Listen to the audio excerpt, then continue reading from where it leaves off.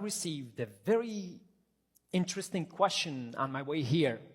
The passenger next seat, after exchanging some good stories about our challenging childhood, asked me, if you had the power to go back in time and relive the days that you already lived, would you live them in the same way you lived it before, or would you change something about them? The answer was very clear, very easy in my head. I know exactly what to say. But firstly, give me the chance to tell you 3 brief stories to help you understand my answer. When I was 13 years old, I fell in love with a girl who was sitting in the school seat in front of me in the classroom. The most beautiful girl you could ever imagine.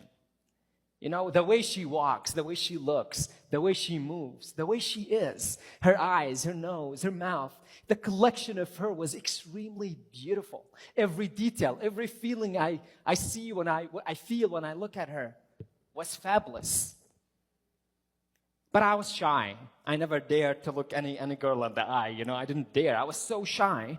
But I won't let that stop me from telling her that I love her. So one day, I was courageous enough to take a pen and a paper to write her a letter. So I wrote the first initial of my name, O, and the first initial of her name, H, and a heart in the middle. I thought that was the best thing I could ever do, the most romantic, the most beautiful thing. And she will fall in love the minute she opens that paper.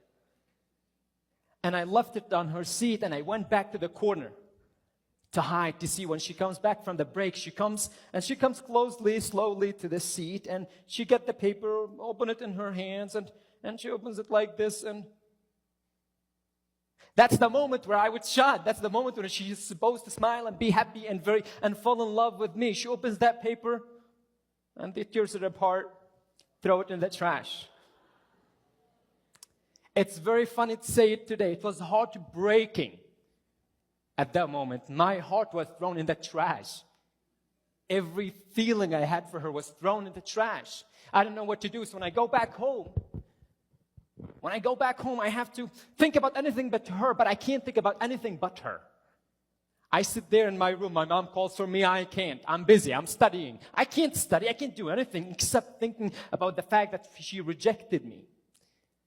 But the day after, I can't give up, so I write another letter. Take the pen, the paper, and I write my first initial O, first initial H, and a heart in the middle. But this time, I perfume it. It smells lovely. And I hide in the same corner, and she comes. She takes the paper, smells it. It smells fantastic. Tear it apart, throw it in the trash. The beauty of the smell doesn't matter. So when I don't know what to do. I get frustrated, go back home. I'm angry. I want to punch things. I don't know what to do. How can I get that love that I want to get? But I tried once, twice. And if that means something, it means that I can try 3 times, 5 times, 10 times, 100 times. I can try forever until I got what I want, until I get that love that I felt like I deserved. And one day I decided this letter going to be fabulous. So I took the pen and a paper and I wrote my first initial, her first initial, and a heart in the middle. But I colored it very lovely with a different perfume, a girl perfume that smelled fantastic. And I left it on the seat. I knew she will take it, throw it in the trash, but doesn't matter. As long as I have some hope, she will get that. And she comes from the break, and she takes the paper, smells it, nice. And in my head, the picture is playing faster than what she's doing. So I imagine her throwing it in the trash, but she comes to take the paper, and she smiles. And she put it in her pocket. And if that means something, it means that she loves me. And everything and every move and everything about it, she loves everything about me. That's what my brain was telling me at that moment. If she takes that letter, she loves me so much. And 2 years has already passed since the first letter. It's not the first time. And when she actually told me that she loved me in her own letter that she wrote to me, I received a phone call from my cousin with the name Bashir. Bashir called me and said, Omar, things are getting really wild downtown. You gotta come to this city. And if there's one thing that I loved more than that girl, it's wildness, crazy things. I went to the city and there was on the street thousands of people all jumping, freedom, freedom, freedom. I didn't know what freedom meant at that time, doesn't matter. The girl I want loves me. That's all that matters, you know? So being in a protest with thousands of people was not about freedom for me or politics or democracy. It meant about a collection of nice people enjoying their time. They're having a good party, you know, good music and good food and so on. Flowers, everybody has a rose. When you come to the protest, they give you a flower. So I would take this flower. The best thought that comes to my mind, this is a nice, expensive flower. I will take it with me to give it to her tomorrow. That was among the most meaningful thing of these protests for me when I was 15 years old. The only disturbing thing in these protests, though, was that on the other side of their protest, there was soldiers holding their guns.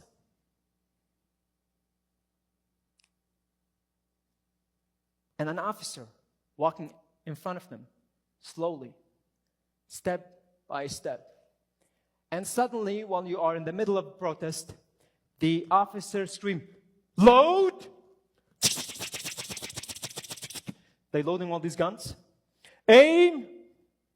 They're aiming at the people. And when it gets super, super quiet and you don't hear anything anymore, poof, poof, poof, poof, poof. And they start shooting people. And I never seen people dying before. I never seen a friend dying before. And suddenly there's so much blood on the ground. I never seen the blood smoking. It's the first time in my life. Everything is so scary.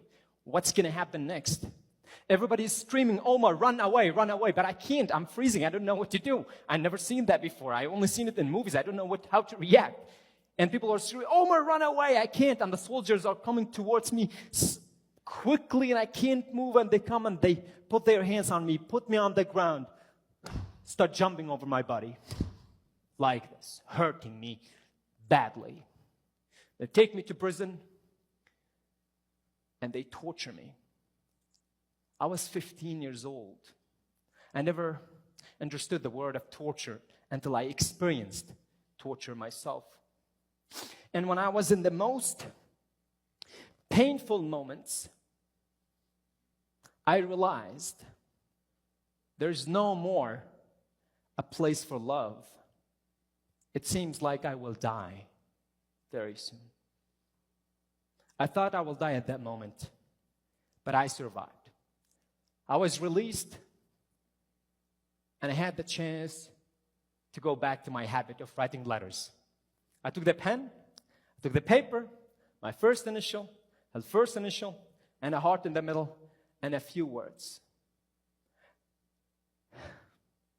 Hey, you know that I love you. I love everything about you. And I will always love you. But I know that I will die. And it's going to hurt. It's going to hurt me and you. So I would rather not talk anymore, not write letters anymore, because I will dedicate my life to go to the street, to ask for freedom and dignity, for democracy, because I can't let monsters who can torture children be in power in my country. I have to do something about it. I have to dedicate my life for something so meaningful. I can't spend all my thought thinking about you day and night all the time. I have to do something that has more meaning for me, for my family, for my country, for everyone. And I sent that letter. And then she started to send me letters back. I never opened them. Take them, burned them. sometimes crying, sometimes laughing, sometimes feeling nothing. And one day, I turned 17. As soon as I turned 17, the intelligence services of my country attacked my home, and they took me to prison again. This time was different. I didn't spend 1 month or 2 months in prison. I didn't spend 1 year. I spent 3 years, between 17 and 20. Painful moments when you see the ones you love dying slowly next to you. You can only hold them and touch them and whisper to them comforting words when they are dying, talking to them about beautiful memories. When my beloved cousin Bashir, who called me to go to the protest, was dying in my hands, I could do nothing but remember the beautiful moments we had together when we actually tamed the first bird together and built the first greenhouse together. And when I told them that that girl loves me, but then he dies. Then the guards come, laughing, enjoying their day, telling me, hey, we did a massacre in your town and we killed your family. You have nothing to live for. So they wanted to kill the hope that I had. They want to kill everything I have outside and everything I have inside, so I have nothing to live for. And when you, in a place like that, when you see nothing but darkness, nothing but pain, you realize there is no place for love. 6 months passed, and in these 6 months, I was remembering her face, her nose, the way she moves, the way she walks, the way she smiles. But slowly, her image started to fade away from my head.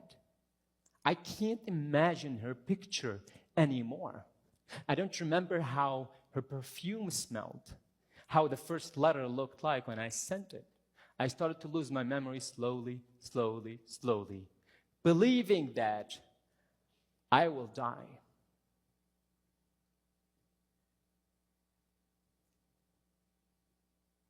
So when the passenger next to me asked me this question, if you had the power to go back in time and live your life again, would you live your days the same way you lived them before, or would you change something about them? Of course, the answer was no. I would never change something about what I went through. I would live my days exactly the way they happened. Because if I did not suffer until she loved me, writing the first letter and the second letter, the joy would have never been the same joy when she took the first letter and put it in her pocket. Would never been the same joy. If I didn't go to prison and was tortured and suffered, I would have never had the chance to build the personality I have today, become the person I am today. Life is not easy. Most of our life is not beautiful moments. Most of what we go through is challenging, stressful, sometimes painful, physically and mentally. And then there is the beautiful moments. They are not the majority of your life. So if you or I wish to be only the collection of the beautiful moments of our life, you will be half a person or less. You would be half of what you can become. You will be limiting yourself. Life does not always offer a way out. Sometimes the only way is through pain, through suffering, through hardship and challenges, you become who you are today. So if I am to summarize my entire speech in one sentence, it would be, if you want to be a person that you will be proud to present to the world, you have to learn one thing, and that's embracing pain as much as you embrace joy. Thank you.